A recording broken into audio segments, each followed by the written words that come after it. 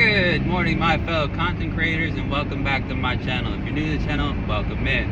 Happy election day to everybody out there, and now that that's said, let's get this video started.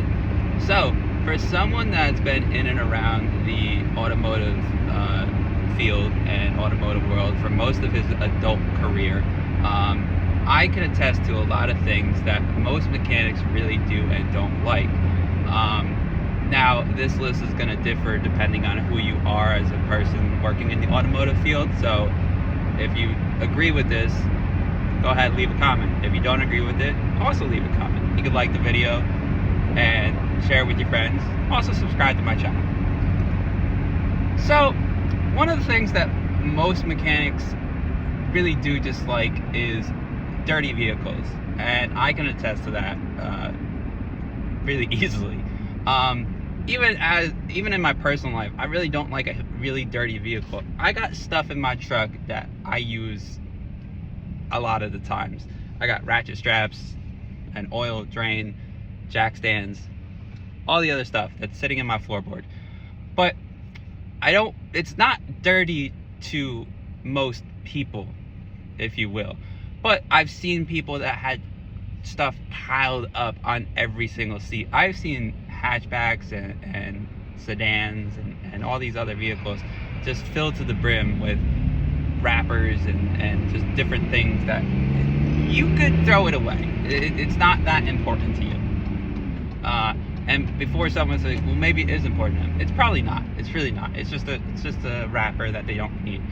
So if you're gonna bring your car to an auto shop, at least try to make it tidy, because we do try to go through your car and look at certain things. Like if we need to look at your cabin filter, we're not trying to sell you your cabin filter. We're trying to recommend it because you might have not ever had it done. So it's not like we're nitpicking everything.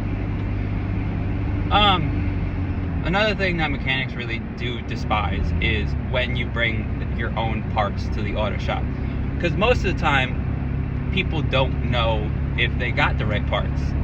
A lot of vehicles do have a lot of different models of that same vehicle, and you just don't know if you got the right thing. So now I got a car apart on a lift and you got the wrong parts, I have to put it away, or I have to put it back together, or they have to put it back together. But then as I'm doing that, it'd be like, well, what do you mean the parts are wrong? I entered all my information. Well, just because you entered your information doesn't mean you don't have a different model of that same car. Chevy pickup trucks got like 15 models of the same Silverado. So yeah.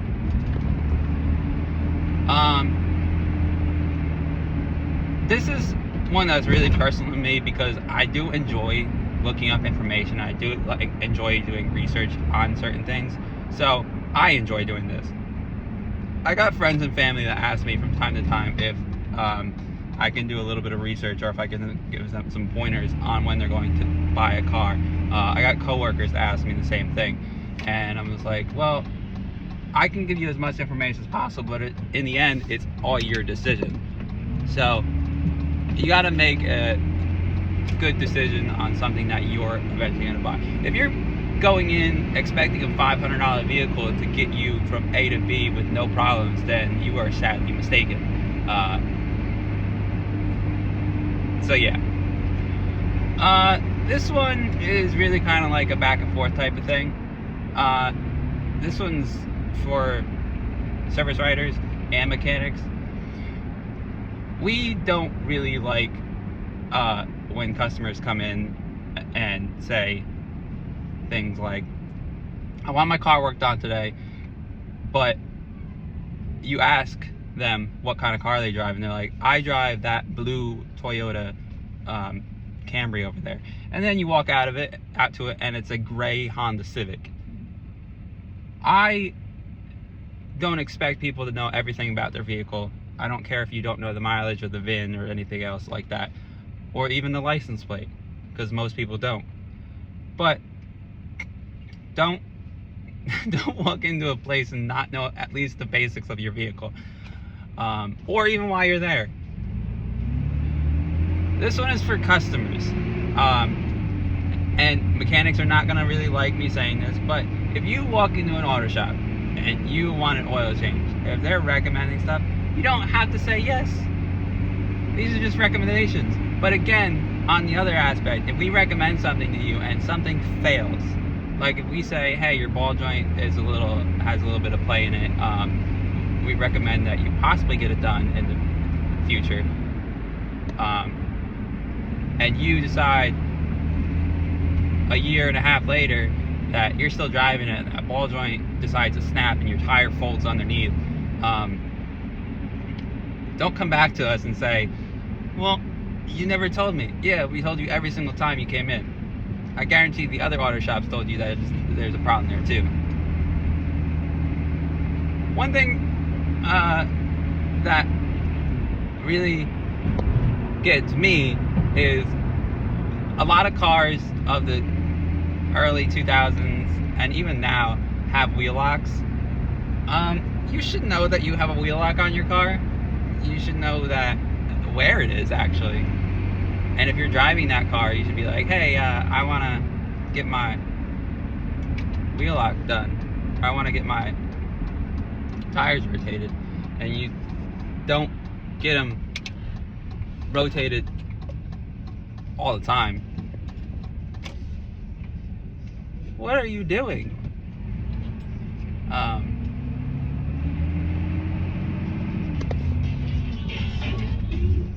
Damn, that is a huge line. Sorry, I'm at my voting place.